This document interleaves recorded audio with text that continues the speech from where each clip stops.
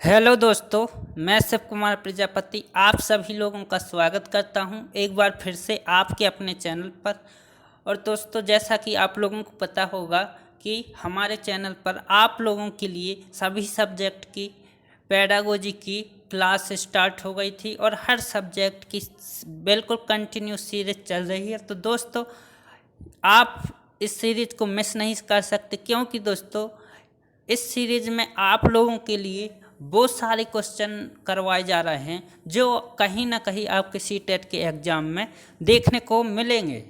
तो दोस्तों, वैसे ही उसी सीरीज को हम कंटिन्यू करते हुए आज आप लोगों के सामने यह हमारी 4th क्लास होगी। तो दोस्तों, यदि आपने वो 3 क्लास यदि मिस की हैं तो आप जाके वो 3 क्लास देख लें, आपको बहुत मदद मिलेगी दोस्तों आपके सीटेट के एग्ज़ाम में। तो दोस्तों, और आपने अभी तक हमारा चैनल सब्सक्राइब नहीं किया तो चैनल को सब्सक्राइब कर ले, पहले बेल आइकन को प्रेस कर दें और अपने दोस्तों के साथ शेयर ज़रूर करें। तो चलिए दोस्तों, हम आज का इस पहला क्वेश्चन देखते हैं। पहला क्वेश्चन है आप लोगों के सामने, हर वर्ड की पंचपदी में कितने सोपान या पद हैं?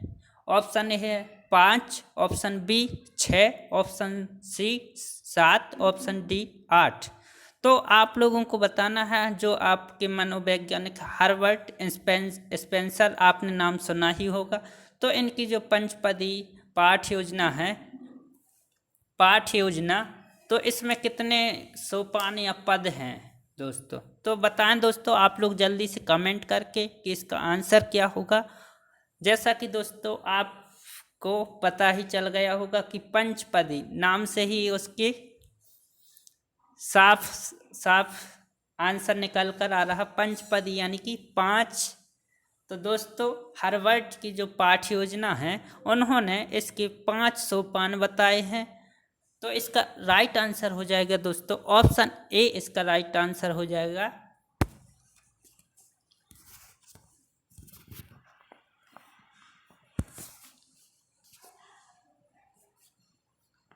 ऑप्शन ए इसका राइट आंसर हो जाएगा दोस्तों। और अब हम बढ़ते हैं अपने अगले नेक्स्ट क्वेश्चन की तरफ। नेक्स्ट क्वेश्चन है आपका, भाषा शिक्षण में मूल्यांकन उपागम का प्रवर्तक है। भाषा शिक्षण में मूल्यांकन उपागम का प्रवर्तक है मॉरिसन, किलपैट्रिक, बीएस ब्लूम, इनमें से कोई नहीं। तो बताएं दोस्तों आप लोग कमेंट करके कि इसका आंसर क्या होगा। फिर मैं आप लोगों को इसका आंसर बताता हूँ। भाषा शिक्षण में मूल्यांकन उपागम का प्रवर्तक है। तो दोस्तों, जो भाषा शिक्षण में यानी कि मूल्यांकन का उपागम का प्रवर्तक हैं वो हैं आपके BS Bloom. Option number C इसका राइट आंसर होगा दोस्तों। मैं इसको मार्क कर देता हूँ, ऑप्शन सी इसका राइट आंसर हो जाएगा दोस्तों। और हम अपने अगले नेक्स्ट क्वेश्चन की तरफ बढ़ते हैं दोस्तों। नेक्स्ट क्वेश्चन है आपका, वस्तुनिष्ठ परीक्षण की विशेषता नहीं है विश्वसनीयता, वैधता। एक ही उत्तर होता है, कई उत्तर होते हैं। तो दोस्तों, पहले आप लोग क्वेश्चन को ध्यान से पढ़ें। वस्तुनिष्ठ परीक्षण की विशेषता नहीं है, आप इस पर नहीं के ऊपर ज़्यादा ध्यान दें दोस्तों। विशेषता नहीं है तो आपको बताना है कि वस्तुनिष्ठ प्रश्न परीक्षण की जो 3 विशेषताएं आपके सामने हैं वो होती हैं, और एक विशेषता आप लोगों के सामने नहीं वाली है। तो नहीं वाले को आपको राइट आंसर चूज करना है कि वस्तुनिष्ठ परीक्षण की विशेषता नहीं है। तो बताएं दोस्तों, जल्दी से कमेंट करें आप लोग कि इसका आंसर क्या होगा। इसका राइट आंसर हो जाएगा दोस्तों ऑप्शन डी, इसका राइट आंसर हो जाएगा कई उत्तर होते हैं। क्योंकि दोस्तों हमें चुनना था, इसमें विशेषता नहीं है, वस्तुनिष्ठ परीक्षण की विशेषता नहीं है, तो वो आपके कई उत्तर क्यों होगा दोस्तों, अब उसको भी हम देख लेते हैं। जो आपका वस्तुनिष्ठ परीक्षण होता है दोस्तों, आप यानी कि विश्वसनीयता, रिलायबल, आपका जो वस्तुनिष्ठ परीक्षण होता है वो विश्वसनीय होता है। जैसा कि दोस्तों आपका ऑनलाइन एग्जाम होता है तो इसमें आपके वस्तुनिष्ठ प्रश्न होते हैं। तो जो आपका रिजल्ट पहले आया है और जिसने भी उसको चेकआउट किया है, तो उसका जो परिणाम था वो सेम रहेगा। आप उसे कितने ही बार उसको चेक करें या किसी के द्वारा भी चेक करवाएं, तो उसका जो परीक्षा यानी कि जो उसका रिजल्ट होगा वो हर बार ही सेम आएगा। तो विश्वसनीय होता है, रिलायबल होता है, वैधता होता है यानी कि वैलिडिटी होती है, एक ही उत्तर होता है। आपने देखा होगा दोस्तों, आपके सामने 4 ऑप्शन होते हैं, लेकिन जो वस्तुनिष्ठ परीक्षण का यानी कि उसमें सिर्फ एक ही राइट आंसर होता है। तो लेकिन कई उत्तर नहीं होते आपके उसमें, वस्तुनिष्ठ में आपके एक ही उत्तर होता है MCQ में। तो आपका राइट आंसर हो जाएगा दोस्तों ऑप्शन डी, इसका राइट आंसर हो जाएगा। और बढ़ते हैं हम अपने नेक्स्ट क्वेश्चन की तरफ दोस्तों। नेक्स्ट क्वेश्चन है आप लोगों को, निम्न में से व्याकरण शिक्षण की विधि नहीं है। तो बताना है दोस्तों आप लोगों को, व्याकरण शिक्षण की विधि नहीं है। सूत्र विधि, आगमन निगमन विधि, समवाय विधि, व्यास विधि। तो बताएं दोस्तों आप लोग जल्दी से इसका कमेंट करके आंसर, राइट आंसर चूज करें दोस्तों आप अपना।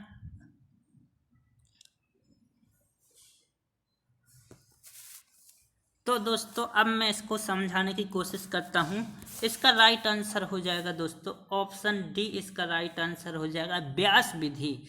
जो आपकी व्याकरण शिक्षण की विधि 3 है दोस्तों, आपकी सूत्र विधि भी होती है, आगमन निगमन विधि भी होती है और समवाय विधि भी होती है। ये तीनों व्याकरण शिक्षण की विधि हैं। लेकिन जो आपकी व्यास विधि है वो आपकी व्याकरण शिक्षण की विधि नहीं होती है। और आप लोग इस बात को और ध्यान रख सकते हैं कि जो आपके यानी कि आपको जब यानी कि आप जब टीचर बन जाएंगे तो आपको चैप्टर के अंदर से ही जब आप पढ़ा रहे होंगे चैप्टर, तो उसके अंदर से ही आप लोगों को व्याकरण पढ़ाना पड़ेगा बच्चों को। क्योंकि दोस्तों व्याकरण की अलग से आपको बुक नहीं मिलती।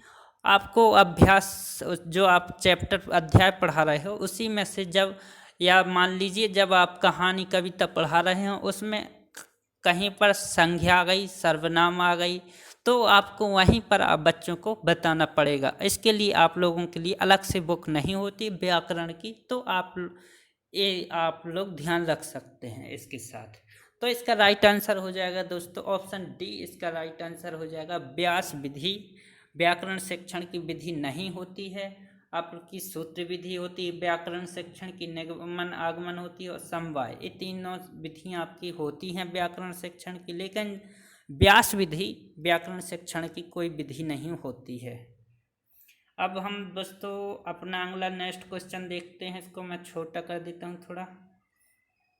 रचना, कहानी, पद्य आदि की शिक्षा देने के साथ साथ ही प्रसंग व अवसरानुकूल व्याकरण की शिक्षा दी जाती है। यह विधि है समवाय विधि, भाषा संसर्ग विधि, आगम विधि, इनमें से कोई नहीं। तो बताएं दोस्तों आप लोग इसका आंसर क्या होगा।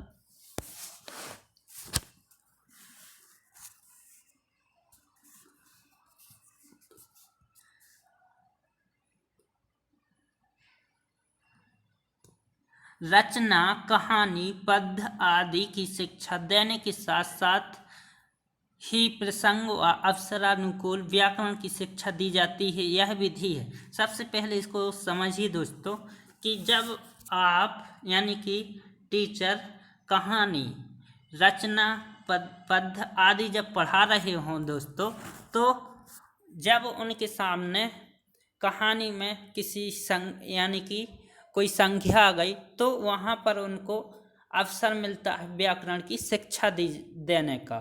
तो दोस्तों ये विधि होती है आपकी समवाय विधि।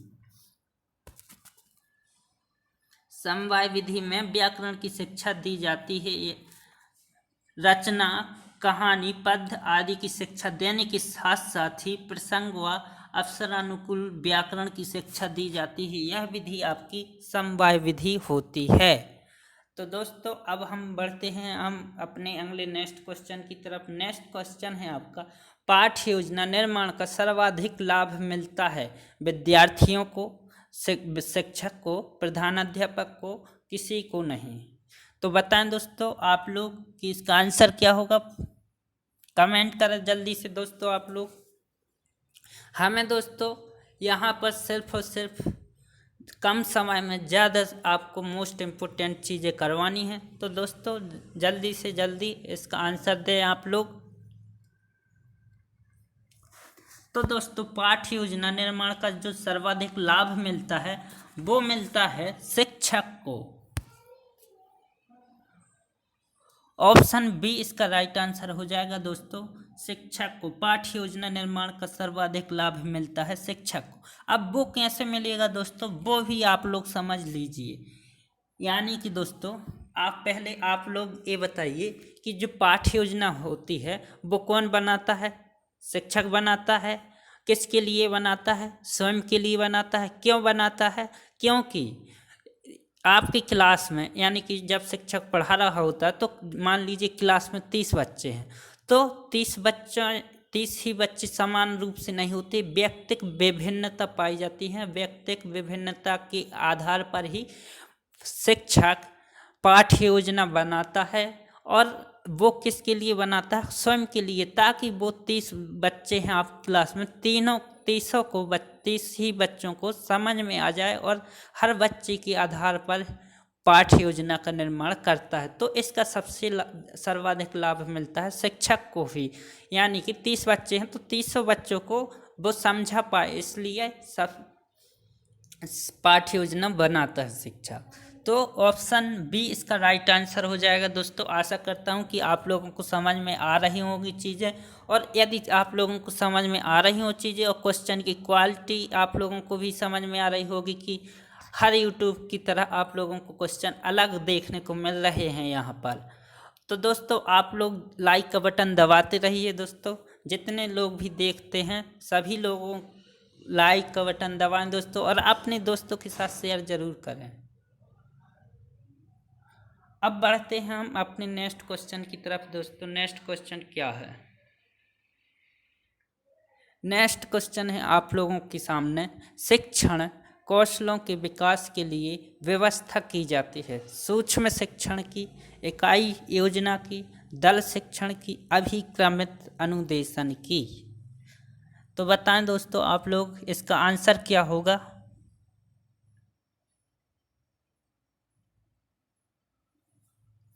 तो दोस्तों वाचिका अभिनय में ऑप्शन ए इसका राइट आंसर हो जाएगा। वाचिका नहीं दोस्तों, इसका अच्छा क्वेश्चन दूसरा है इसका, शिक्षण कौशलों के विकास के लिए व्यवस्था की जाती है सूक्ष्म शिक्षण की, इकाई योजना की, दल शिक्षण की, अभिक्रमित अनुदेशन की। तो इसका राइट आंसर हो जाएगा दोस्तों सूक्ष्म शिक्षण की। और दोस्तों यह विधि ऑप्शन ए इसका राइट आंसर हो जाएगा दोस्तों, सूक्ष्म शिक्षण कौशलों के विकास के लिए व्यवस्था की जाती है सूक्ष्म शिक्षण की दोस्तों। और यह आपके प्रोफेसर एलन ने दी थी दोस्तों। यह सूक्ष्म शिक्षण किसने दिया, आपके प्रोफेसर एलन। और दोस्तों यह शिक्षण दिया जाता है जब टीचर ट्रेनिंग के लिए जाता है, तो ट्रेनिंग के समय पर यह शिक्षण कौशलों के यानी कि विकास के लिए व्यवस्था की जाती है सूक्ष्म शिक्षण की। अब बढ़ते हैं दोस्तों हम अपने अगले नेक्स्ट क्वेश्चन की तरफ। नेक्स्ट क्वेश्चन है आप लोगों के सामने, वाचिका अभिनय में किया जाता है विविध बालकों द्वारा पात्रों के रूप में संवाद बोलना, शिक्षक द्वारा अभिनय नाटक करना, इनमें से कोई नहीं। तो बताएं दोस्तों आप लोग कि इसका आंसर क्या होगा। वाचिका अभिनय में किया जाता है विविध बालकों द्वारा पात्रों के रूप में संवाद बोलना। तो ऑप्शन ए इसका राइट आंसर हो जाएगा दोस्तों, विविध बालकों द्वारा पात्रों के रूप में संवाद बोलना वाचिका अभिनय में किया जाता है। यानी कि दोस्तों अलग अलग जैसे अभिनय शिक्षक थोड़ी करेगा, शिक्षक द्वारा नहीं किया जा सकता। तो शिक्षक द्वारा नहीं किया जा सकता, नाटक करना, इनमें से कोई नहीं। तो ऑप्शन ए इसका बिल्कुल सटीक आंसर हो जाएगा। विविध बालकों यानी कि बालक ही, जैसे 10 कैरेक्टर हैं तो 10 कैरेक्टर शिक्षक थोड़ी करेगा, बालकों के द्वारा, अलग अलग बालकों के द्वारा करवाया जाएगा वाचिका अभिनय। ऑप्शन ए इसका बिल्कुल सही आंसर हो जाएगा दोस्तों। और अब हम बढ़ते हैं अपने नेक्स्ट क्वेश्चन की तरफ। नेक्स्ट क्वेश्चन है आप लोगों के सामने, एक समान शब्दों का उच्चारण सिखाने वाली विधि है। अब दोस्तों इसको समझिए बहुत अच्छे तरीके से दोस्तों। एक समान शब्दों का उच्चारण यानी कि दोस्तों, जैसे कि शब्द मान लीजिए एक समान, जैसे कैट, कैट से आप सिखाएंगे रेड, और टैक्स, टैक्स से आप सिखा सकते हैं फैक्स। ऐसे एक समान दोस्तों। तो इस आपकी होती है ध्वनि साम्य विधि दोस्तों। ऑप्शन बी इसका राइट आंसर हो जाएगा दोस्तों। ध्वनि साम्य विधि, एक समान शब्दों का उच्चारण सिखाने वाली विधि ध्वनि साम्य विधि कहलाती है। तो बढ़ते हैं दोस्तों, हमारा नेक्स्ट क्वेश्चन है अब आप लोगों के सामने, श्रव्य सामग्री नहीं है। श्रव्य सामग्री नहीं है, tape recorder, radio, lingua phone, नक्शा।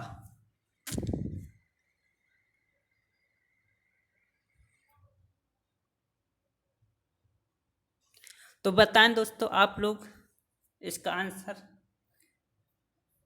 श्रव्य सामग्री नहीं है, tape recorder, radio, lingua phone, नक्शा।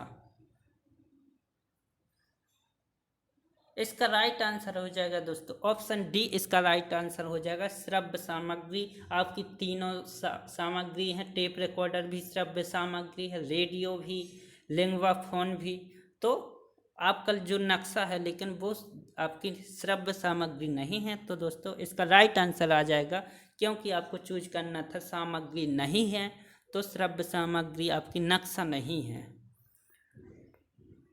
एक समान, इसको थोड़ा फिर से समझ लीजिए दोस्तों।